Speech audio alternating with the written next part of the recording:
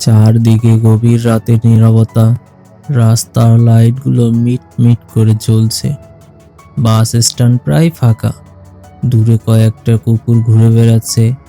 নাবিল আর সুমন বাস থেকে নামে দাঁড়িয়ে আছে। তাদের হাতে ছোট একটা ব্যাগ। দৌড়, দেখলি? তোকে বলছিলাম শেষ বাসটা ধরতে, তুই দেরি করে ফেললি। কি করবো বল, অফিস থেকে বের হতেই তো দেরি হয়ে গেল।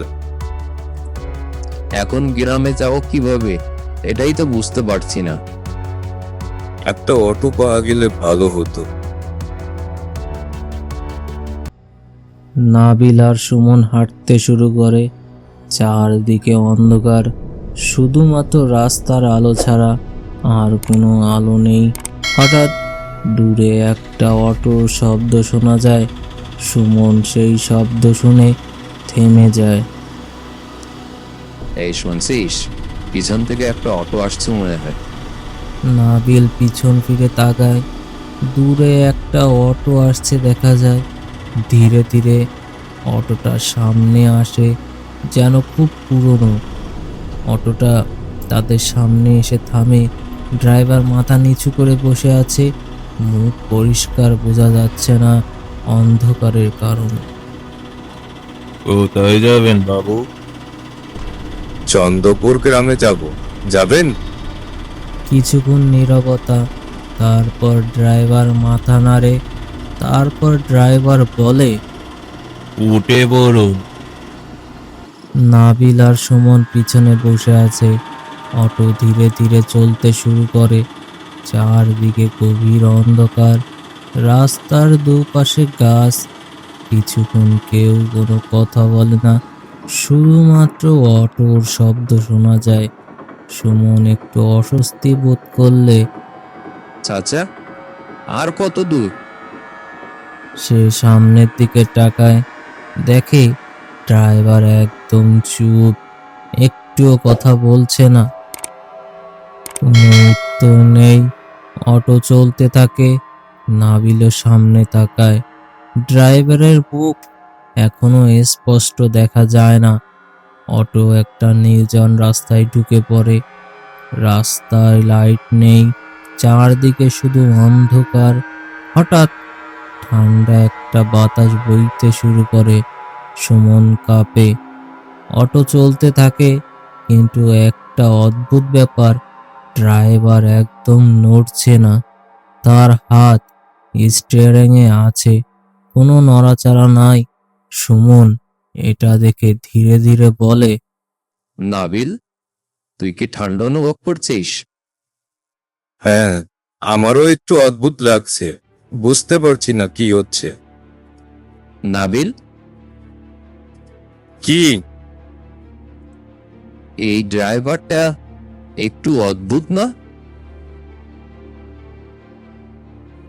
নাবিল ড্রাইভারের দিকে তাকায়।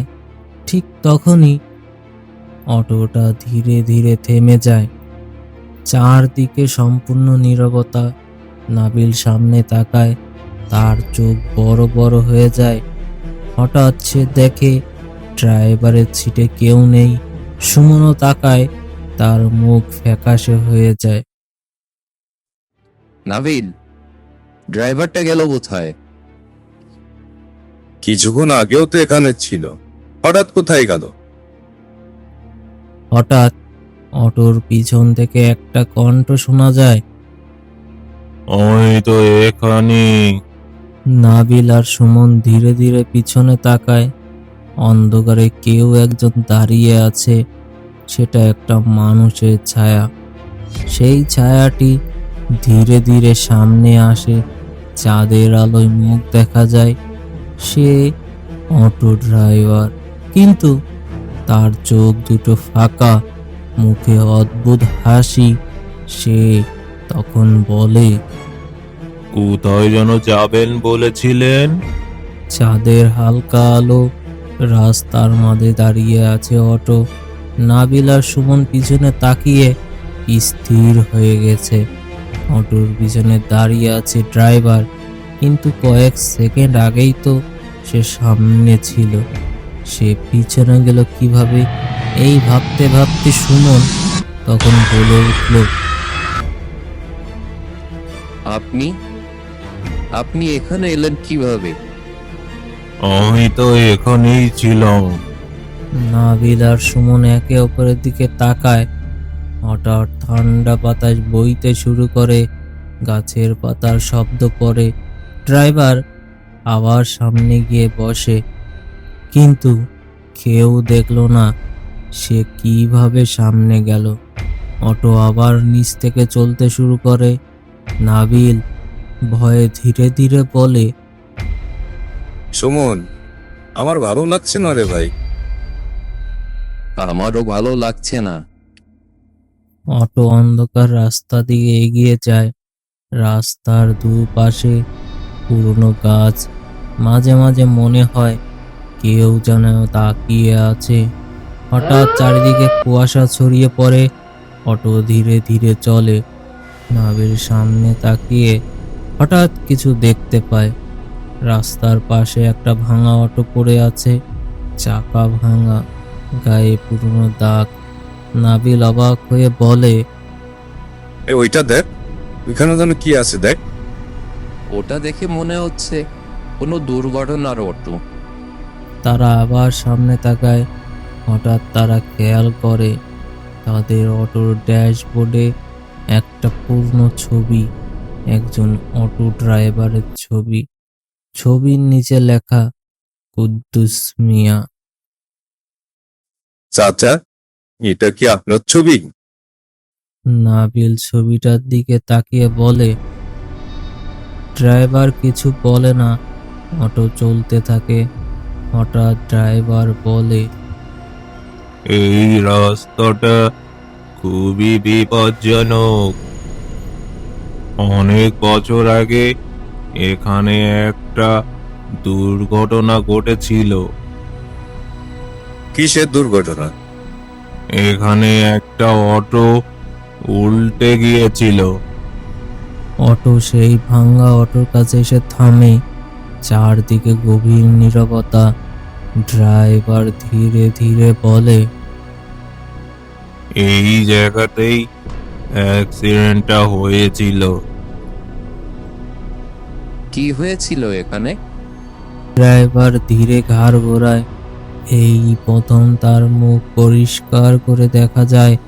তার মুখ ফ্যাকাশে, চোখ দুটো অদ্ভুত।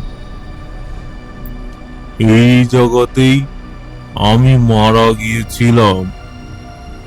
নাবিল আর সুমনের শরীর ঠান্ডা হয়ে যায়। ঠিক তখন অটোর ইঞ্জিন নিচ থেকেই বন্ধ হয়ে যায়।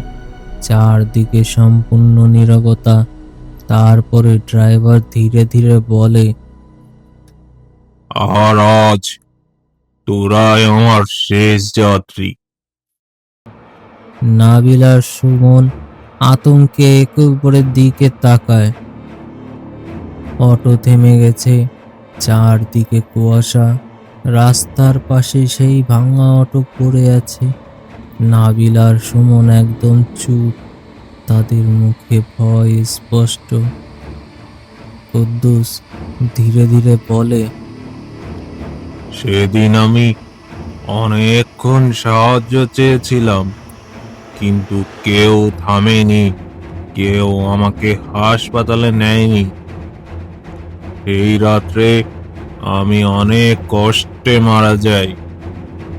নাবিল আর সুমন নিঃশব্দে শুনছে। হঠাৎ বাতাস জোরে বইতে শুরু করে। অটোর চারপাশ ধরে ঘুরতে থাকে কুয়াশা।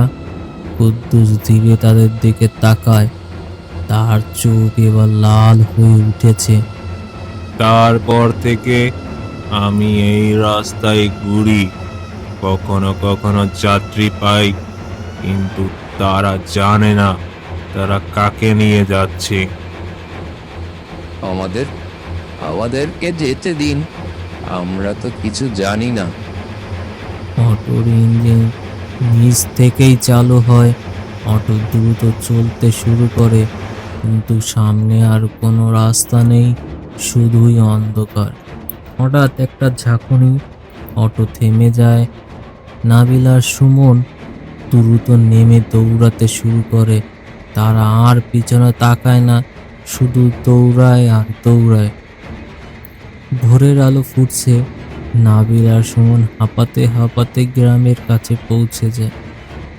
তারা পিছনে তাকায়, রাস্তা পুরো ফাঁকা, কোনো অটো নেই।